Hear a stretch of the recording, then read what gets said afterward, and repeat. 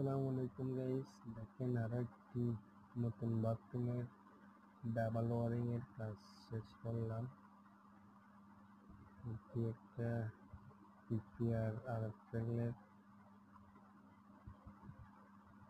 স্টাকপ, এটি বাথরুমের গেট বল হিসাবে ব্যবহার করা হয়েছে।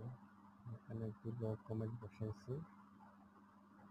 এখানে দুইটি পয়েন্ট আছে, একটি টয়লেট শাওয়ারের, একটি বদনাটের, আর এগুলো হচ্ছে বেসিনের জন্য ঠান্ডা এবং গরম পানির লাইন লাগা হয়েছে।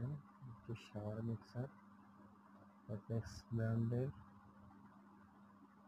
এটা বালবিক কল এবং হ্যান্ড শাওয়ার ইউজ করা হবে এখান থেকে। এটি শাওয়ার মিক্সার,